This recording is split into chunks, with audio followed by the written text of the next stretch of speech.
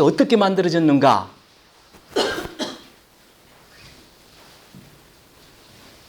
한번 생각해 봅시다. 우리 마음은 말이죠. 어떻게 만들어졌냐면은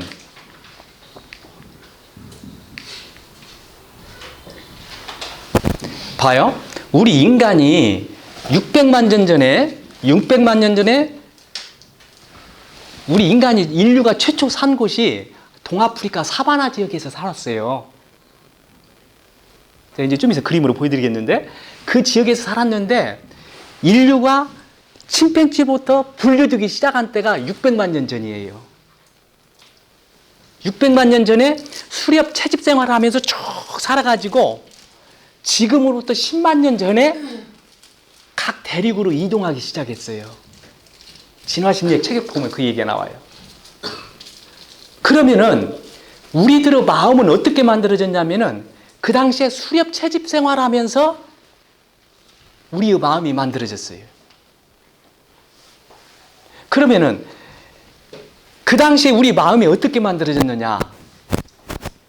그러니까 뇌과학자들은 뭐라고 하냐면 현대인들의 그 뇌는 10만 년 전에 사바나 지역을 우리 인류가 떠날 때 이동할 때 그 뇌를 가지고 있다고 그래요. 그걸 어떻게 하느냐? 그 당시 뇌하고 현대인의 뇌를 비교해 보면 거의 차이가 없다는 거예요. 그러니까 우리 현대인들은 어떤 뇌를 가지고 있냐면 10만 년 전에 구석기 시대의 뇌를 우리는 가지고 있는 거예요. 제 말이 어렵나요? 이해 가시죠? 그렇단 말이에요. 그러면 우리 10만 년 전에 구석기 시대에 우리 뇌를 가지고 있기 때문에 진화론자는 뭐라고 하냐면 현대인들은 구석기 시대인들이 넥타이를 타고 다니고 구석기 시대인들이 스타킹을 신고 다닌다 그렇게 얘기를 해요. 이게 현재 우리 뇌는 구석기 시대에 만들어졌다 그 말이죠. 그러면 우리 마음속에 구석기 시대의 마음이 있다는 그 증거가 뭐냐? 그 증거가 제가 말씀드릴게요. 지금 어때요? 집에 있으면 그냥 수도꼭지만 치면 따순물 나오고 찬물 나오고 그야말로 따뜻한 방에서 편히 자는데도 잘 수 있는데도 사람들이 뭐가 좋다고 산속에 들어가가지고 추운데 쪼그리고 가서 자려고 하냐면 그렇잖아요. 시장에 가면 싸고 굉장히 좋은 고기도 나물도 많이 있는데 먼다고 추운 그 바닷가에 가서 쪼그리고 저 낚시를 하고 있냐 그 말이에요. 그게 바로 구석기 시대의 마음이다 그 말이죠. 어? 시장에 가면 싼 야채들, 채소들이 나물들이 많이 있는데도 왜 산속으로 들어가서 고사리를 뜯으려고 하고 나물을 캐려고 하느냐 그 말이에요. 이건 우리 마음에 구석기 시대의 마음이 있다 그 말이에요. 이 그림을 한번 보죠. 이게 지금 이 말은 여기 스티브 핑크라는 사람은 하버드 대학교 진화심리학자예요. 아까 제가 이 얘기한 얘기하고 똑같잖아요. 그렇죠? 네. 여기 이것이 아까 제가 말씀드린 대로 우리 인류가 최초로 살았던 아프리카 사바나 지역에 동아프리카 사바나 지역이에요. 10만 년 전까지 여기서 생활했다 그 말입니다. 아까 제가 말씀드렸죠? 그 다음에 어머니들 여기 한 그림 한번 봐봐요. 이 그림을 보면 어때요? 기분이 좋죠? 그렇죠? 마음이 평화로워지죠? 왜 그럴 거예요? 우리 마음속에는 구석기 시대의 그 풍경을 담은 마음을 가지고 있기 때문에 이 그림이 아름답게 보이고 평화롭게 보이고 참 이제 기분이 좋게 보이는 이유가 바로 거기.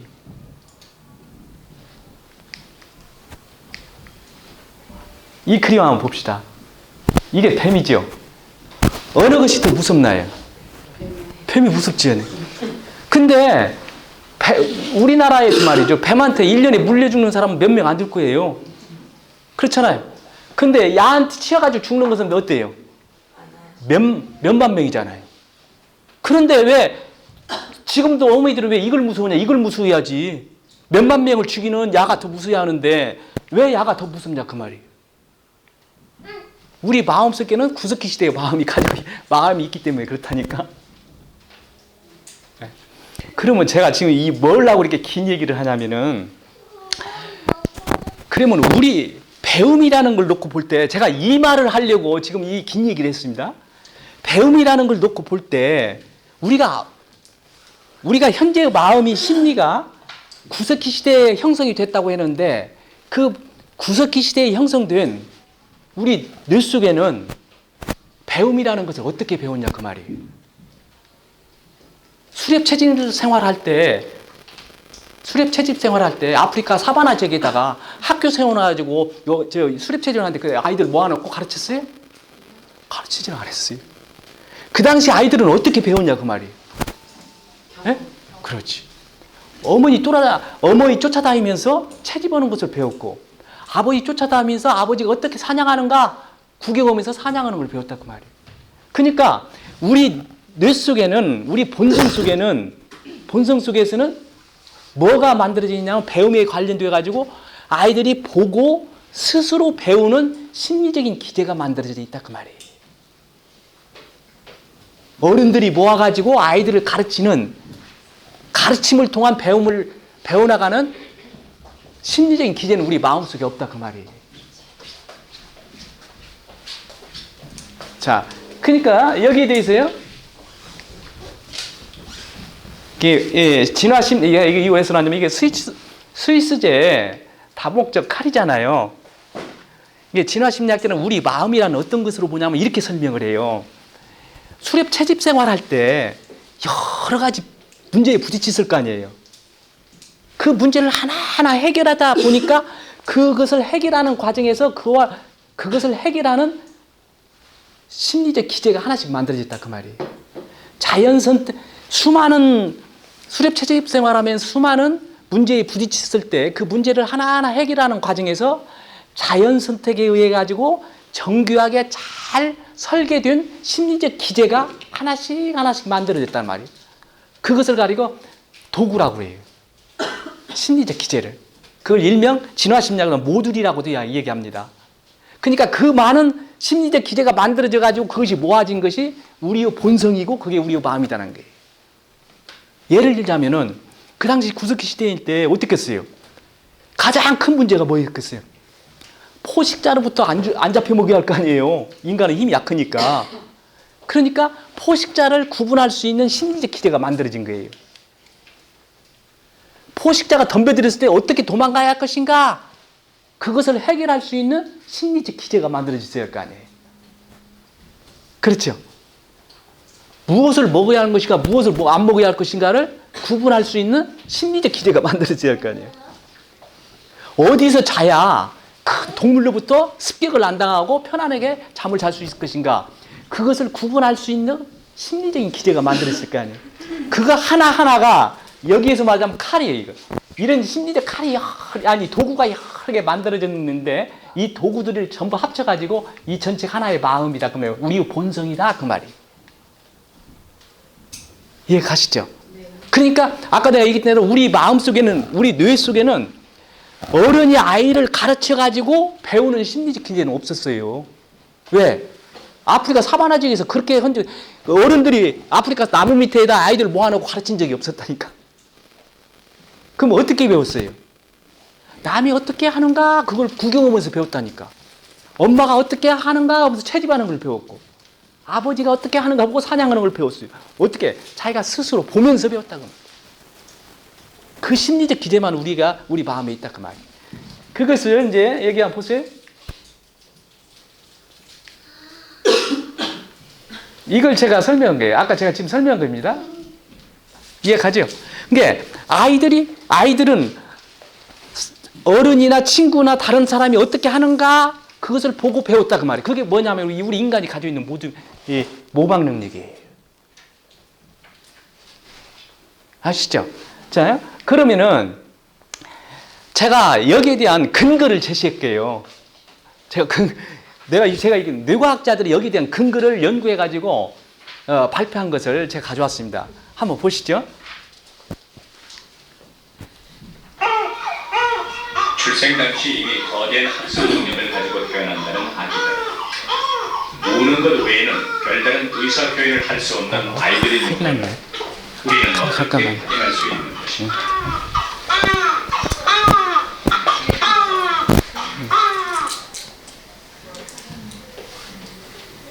과학자들은 매우 간단한 실험으로 아이의 타고난 능력을 입증했다. 엄마가 아이를 보며 혀를 내미는 동작을 반복하면 생후 한 달이 채 안 된 신생아들도 엄마의 혀 내미는 동작을 그대로 따라한다.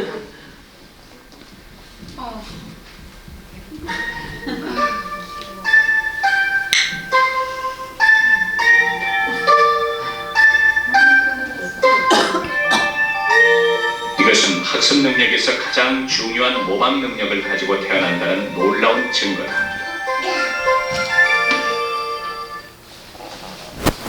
어머니들이 보셨죠? 아이가 엄마가 혀를 이렇게 내물 때 아이가 혀를 따랐어요. 근데 지금 이게 태어나가지고 얼마 안 되는 아이인데, 야, 내가 너 말이지, 네 앞에서 혀를 내밀을 테니까 너 따라서 해. 사전에 교육을 시켰을까요? 학습을 시켰을까요? 그건 아니죠. 그러니까 아까 제가 얘기한 대로 유전자 속 우리 진화심리학자는 이렇게 해요. 유전자 속에 배겨 있는 새겨져 있는 우리 본성이 그대로 드러난 거예요. 그러니까 우리 교육도 어떻게 하느냐? 우리 본성에 맞는 교육을 해야 한다 그 말이에요.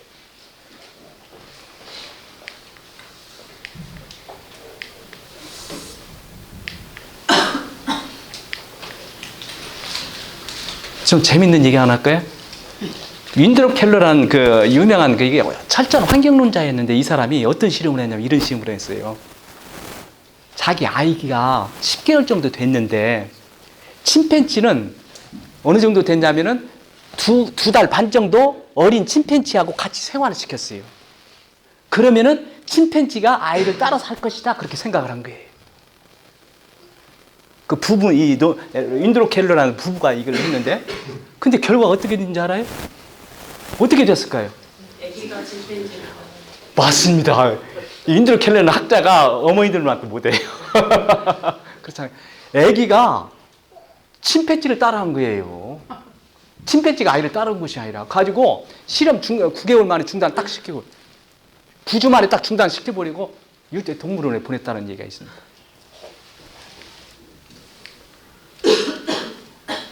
이 늑대 어린이는 시간이 없어서 제가 상냥할게요. 늑대 어린이도 어떻게 됐냐면은 늑대 속에 들어가서 살으니까 조금 얘기해줄게요. 나왔으니까 1990년 이게 실화니까 1920년대에 인도 벵갈 지방에서 두 소녀가 발견됐어요. 하나는 아말라라는 아이고 하나는 카말라라는 아이예요. 소녀였어요. 하나는 2살 먹고 하나는 8살 먹었어요. 발견됐는데 어떻게 했는지 알아요? 늑대와 똑같았어요. 소리도 늑대 소리 내고 기어다니고 침대에다 올리놓으면은 침대 밑으로 들어가지고 빛이 쓰는 침대 밑으로 들어가지고 먹이를 주면 입으로 핥아먹고 옷을 입으면 다 찢어내버리고 가지고 하나는 1년 살고 하나는 10년 살다가 죽었어요. 근데 인간은 동물 속에 들어가면 어떻게 되는지 알아요? 동물이 똑같이 돼요. 근데 동물은 인간 속에 같이 살으면은 그대로 동물도 있어요. 제가 우리 집에 강아지 한 마리가 있는데 한 8년 정도 됐는데 내가 대놓고 야 이놈아 얘 한번 해봐. 아무리 해도 못 오더라고. 그러니까 결국은 인간은 동물 속에 들어가면 동물이 돼버리지만은 동물같이 똑같이지만 동물은 안 그렇다 그 말이에요. 그게 바로 모방능력 때문에 이 뇌로 말하자면 거울 뉴런이라고 그래요. 거울 뉴런 그것이 발달했기 때문에 그래요. 이게 제 손자입니다. 내가 왜 이 사진을 가져왔냐면은 이거 한번 보세요. 이게 제 아버지인데 이 발을 한번 보라고 발을. 내 이 발 때문에 이 사진을 가져왔어요. 발까지도 모방을 한 거예요. 근데 이 아이가 이 행동이 내가 우리 아버지 발을 이렇게 하는 것을 모방해야지 해가지고 했을까요? 그냥 본성에 따라가지고 한 거예요. 이게 본성에 따라. 이게 인간이 가지고 있는 거예요. 그러니까 교육이 참 어렵죠. 그러니까 아이들은 어머니의 말을 통해서 배우는 것이 아니에요. 어머니 행동을 보고 배우는 거라고 생각을 해요. 왜? 이것 때문에 그런 거예요.